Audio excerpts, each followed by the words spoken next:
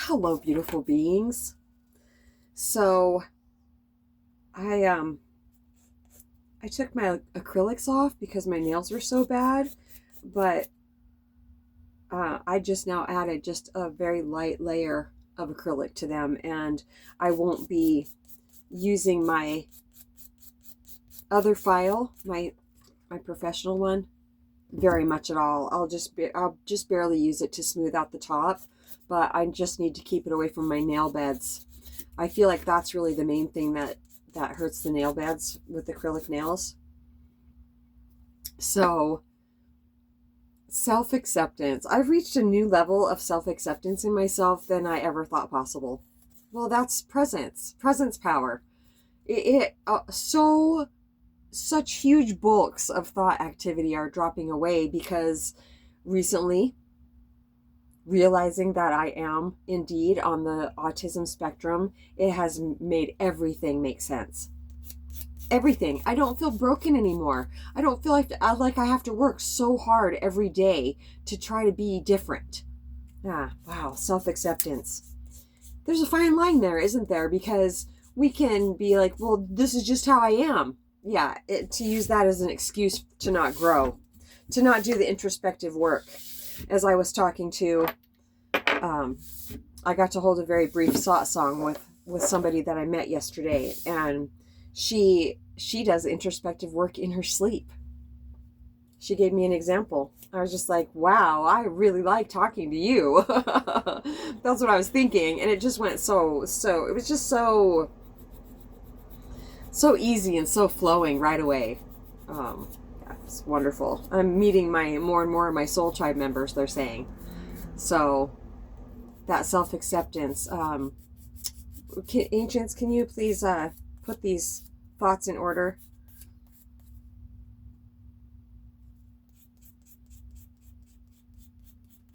Oh, okay. So the thumbnail on this video is going to be the picture I took the other day. It was 3 days ago now. I was standing outside. The clouds were just off the charts magical here. And so I saw these two clouds on the bottom, and I was just like, wow, those look like angel wings for sure. And I was standing out there in the sunshine, just having download after download, wave after wave of self-acceptance about what this really means for my life. It's the rock in the pond moment. You know, you throw the rock out there and the ripples keep going out for a long time. And that's what that means. I'm having a rock in the pond moment. I just feel like these realizations are just going to keep coming for a very long time.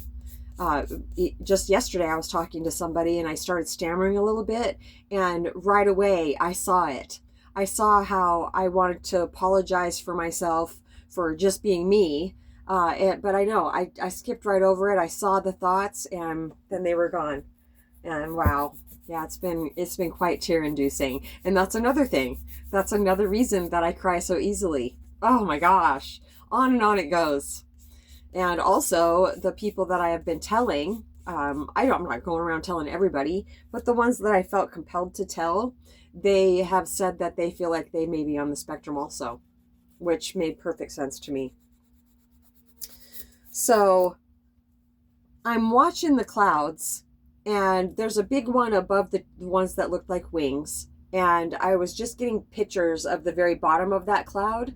And then all of a sudden, sometimes I just feel like they move my head because it's not a conscious thought. And so I looked further up with my camera, and there was like a big round cloud. And I was taking pictures of the whole scene. The sun was in it too.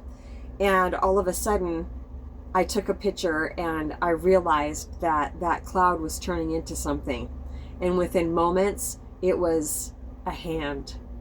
And you will see that, my friends. You will see that. The divine has blessed me so many times with getting actual proof of these things that I see. Oh, what a blessing. I was standing there just sobbing because it was, yes, you can accept yourself the way you are. And the fact that the ancients said the day that I fully understood that I'm on the spectrum, the ancients said, if you weren't made exactly like you are, you would not have been able to learn how to channel us. And that was all that was like the rest of the validation I needed for self-acceptance. So I can't wait to show you that picture. The only other time I've ever seen a hand cloud was when my kids were little and we were playing outside, and I looked up in the sky and I saw it, and all my kids were like, "That's God, Mommy." Just beautiful. Ancients, is there anything else? Hopefully filing doesn't bother you. It bothered my dad so badly that if we tried to sneak a filer out when we were on vacation, we were sitting in the back seat, my two sisters and myself, he would hear it right away. Because like cotton does for me, it makes my teeth hurt. Like I can't, yesterday I was thinking about getting these cotton pads and taking my polish off. And I couldn't do it. I had to make myself stop thinking about it. So he'd put his hand back in the back seat and we'd hand the file over. He'd roll his window down and throw it out.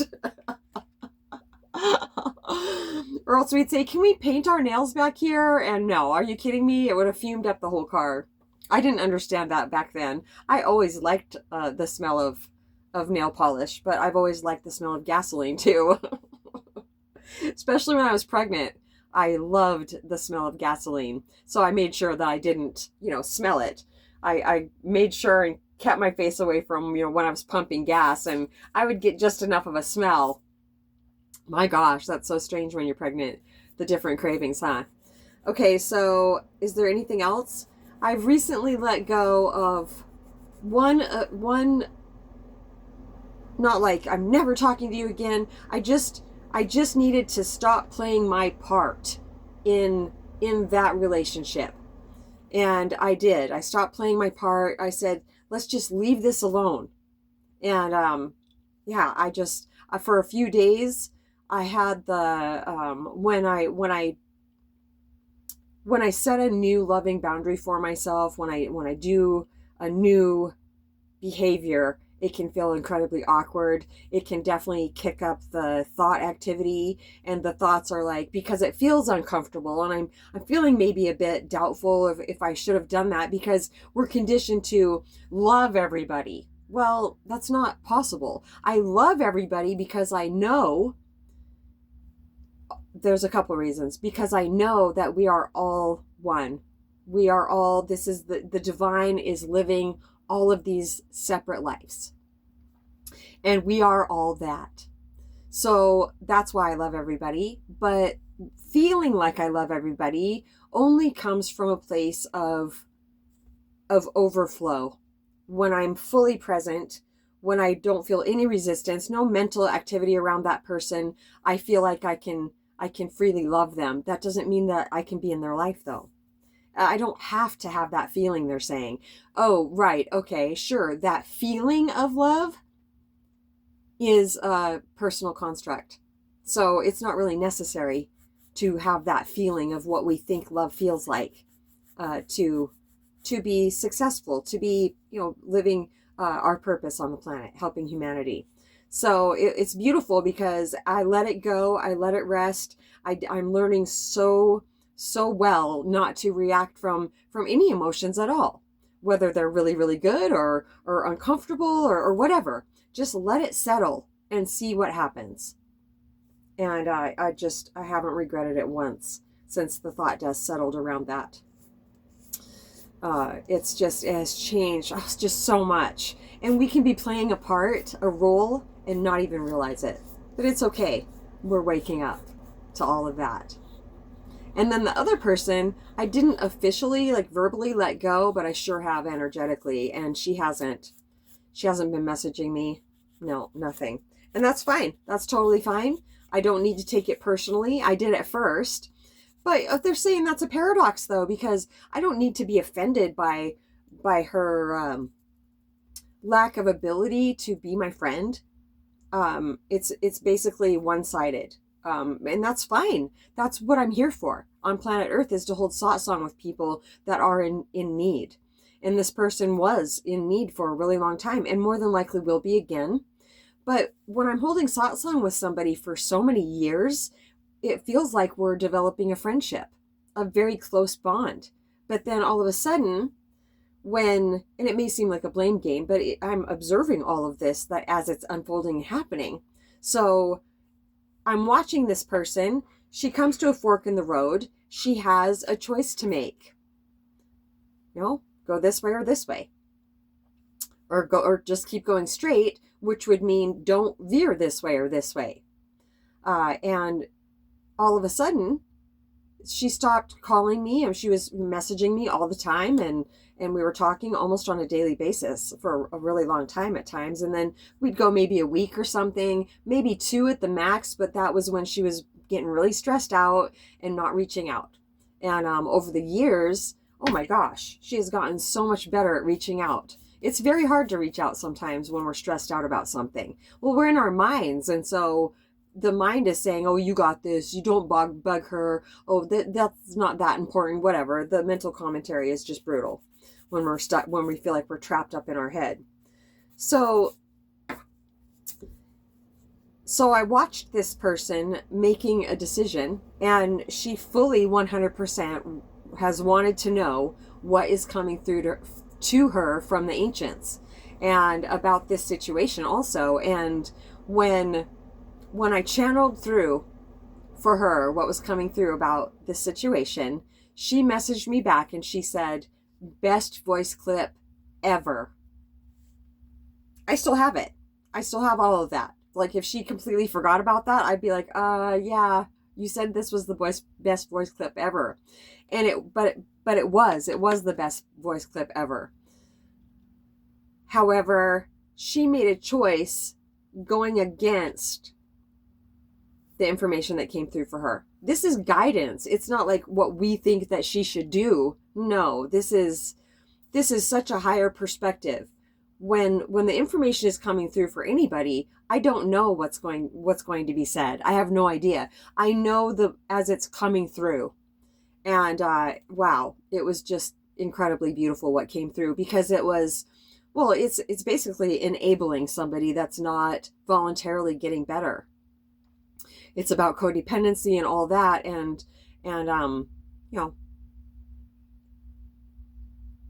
so that felt really good to her to go ahead and maybe base a decision on what maybe had felt selfish to her before, because as we were seeing it, it was for everybody's highest good. But it's okay. She went back and is, in a situation now, and it seems okay right now, but it never stays okay. But that's her life path. And I messaged her and I said, are you hiding from me? And I'll more than likely never do that again. I'll just let it go. Whatever is happening, I'll just let it unfold, because the divine is, periodically trying to weed my people garden. Well, is weeding my people garden for me, and I tend to hold on. So, and I did take it personally at first, because I get downloads about people, about how they're thinking and feeling about me, and no, I don't. No. Because, okay, so when a person is feeling uncomfortable, because they think that I'm judging them or anybody, and we make a decision to go a different way, but we're kind of leaving those people behind, we have to, in order to separate ourselves from those people, more often than not, we have to make them wrong, whether they are or not, to justify our actions and what we're doing. So, yeah, I've always been an easy target for that, because I'm so sensitive or whatever. Yeah, like, oh, I just can't handle it anymore. She's always wanting me to grow, or no, none of that. I mean, no, we talk so beautifully. So I know it's not me as a person. I know that she loves me. I do know that. And if she ever messages me again and she needs to hold satsang, cool. Yeah, for sure. I don't need to say, well, she hasn't been being my friend, and she's completely ghosted me now, so if she ever reaches out to me, I'm not going to have anything to do with her. No, that's not my life's purpose. That would be the personal identity talking. No, as beautiful beings, we would always want to help each other. But there's discernment there, because this is the second time that this type of thing has happened with us. And the last time this happened, this major separation happened, vibrational separation. There we go. We didn't speak for 3 months, and it was around last tax season, last spring, and I was just desperate. I had no idea who I was going to get to do my taxes, and I called her. I messaged her sobbing, and I said, I know I'm crying right now, so it feels like I'm putting you on the spot, but can you please help me do my taxes again this year? I know we haven't been talking, and I'm reaching out because I need something. You know, it was one of those, just pour your heart out. And she got right back to me, and she's just like, oh my God, the last 3 months without you has been brutal. I mean, she was just pouring her heart out to me. It was such a blessing. And we got together to do the taxes, and she just like, love you. And it was just so wonderful. But I just really need to, I mean, yeah, I guess there's a little bit of a but there. When somebody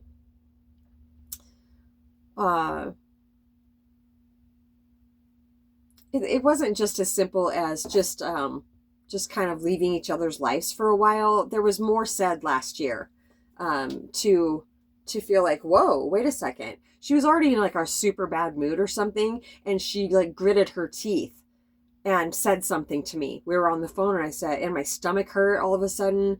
I was just like, whoa, what? Wait, what? Are you serious? Did you literally just talk to me so angrily like that? Holy moly, wow. And I said, I gotta go. And then I called her a little bit later, and oh man, she wouldn't own any of it. She wouldn't claim any of it. She wouldn't even acknowledge that she was upset. Or, yeah, she tried to gaslight me, basically. And also, then when we met up 3 months later, she wouldn't own up to any of it still. She was just like, well, I don't understand what happened. And okay. So when something like that happens with somebody in my life, I don't just forget about it because time has went by. That's not holding a grudge. That's having a sharp gift of discernment. Yeah, for sure. Because if that person can so easily, it seemed very easy to come out gritting the teeth and angry. We were talking about praying for somebody, and she didn't want to do it, but she didn't tell me that. She told me that she was all on board the night before. I said, okay, well, you know, I was taught in AA that we need to pray for people that we resent. And we both resented this person. It was the property manager that's no longer there. So, hey, do you agree that we're going to start praying for this person? She was just like, I agree. And then the next morning, we were talking about it. And she had so much resistance to it. She didn't want to do it at all. Of course, I realized that. And I'm sure they keep showing me this man that's been in her life for a super long time, 20 years or more. That's incredibly toxic. And they keep showing me him, that she was having, something was going on with him also. So it wasn't just about me, but if somebody is really sweet to me for years, literally years, and then all of a sudden, well, it seems like, oh, well, it's just that one time. No, it was a buildup. They're saying it was a buildup of frustration. I've encountered that quite a bit in my life. People will be like, yeah, this is awesome. And we're hanging out and we're having so much fun. And then comes you drive me effing crazy. That's what I used to get from my childhood friend. All of a sudden, my stomach would start hurting around her. She was getting quiet. We talked every single day of our lives for so many years. We were friends for 34 years. And we talked all the time, even if we didn't live in the same city. And then she would, and then that weirdness would start happening. Of course, you know, it's unconsciousness. And so I'm very leery of people that can turn on me like that. When I haven't done anything obviously wrong, when I have no idea what I did wrong. That's the times. If it was something I did wrong, then I would definitely own up to it and not do that again and apologize as soon as I possibly could.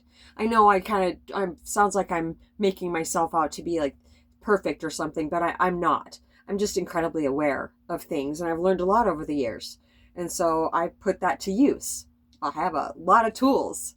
So, you know, I still love this person, and the ancients are just like, you know, just one situation at a time. So that feels really, really good. Life is just becoming more and more expansive. As it is.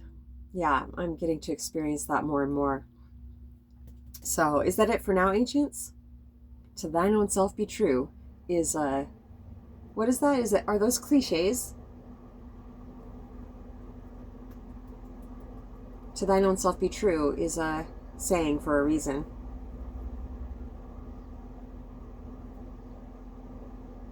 I think that's it for now. Is that it for now, ancients?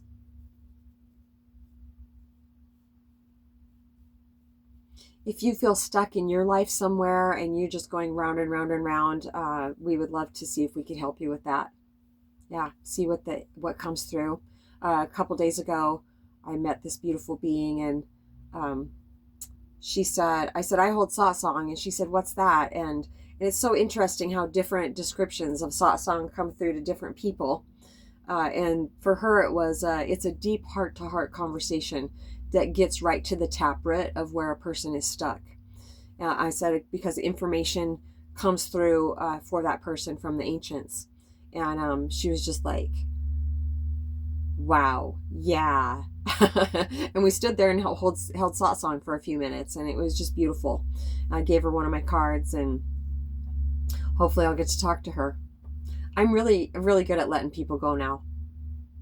I feel like I'm really, really good at it. I don't feel as sad anymore. I felt sad about this one lady for about 5 days. And then I was talking to Celiche the other day, and I was crying about it. And he said he didn't realize, and I haven't told him this, I haven't thought about it since, but when I said something like, I've lost another friend or something like that, he said, just for now. And I knew that was true. That was a channeled message. And actually, no, my view on friendship hasn't changed. Friendship to me is incredibly deep and incredibly, well, intimate. It's telling each other, being open to talk about anything. I mean, this is freaking planet Earth, man. We are in the toughest school. I can't even imagine that there's a tougher planet to be in school on. So it just seems imperative, doesn't it, to have people to talk to process with, to learn with, to grow with, people that you can trust your heart with, for sure. It's, some people, we can't trust them with our heart, but that's not because they're bad people. They just keep going unconscious, which is, the state of humanity, really. More and more beautiful beings are coming to, though, for sure. It's so exciting. I can't believe how many people are here at the RV park in the winter now, and now it's already filling up, and it's only April. So I used to feel, bad about living in my tiny home in an RV park, but I was just like, oh, wow, okay. The divine put me here almost 5 years ago. I've wintered other places twice, but besides that, I've been here. And I'm just like, oh, okay. The divine put me here way before the economy was starting to affect other people. So I'm in such a beautiful spot too. Okay, that's it for now. Look, I still have, okay, maybe a little bit more. I still have 2 flowers left from my birth to Earth Day, and I have 1 more lily that's going to bloom. And that was on the 22nd of March. Isn't that amazing how long they last? I'm going to get myself more flowers, I've decided, after those are gone. I just love having flowers in here so much. All right, that's it. We love you so much. This has been Satsang with Mamaji and the Ancients.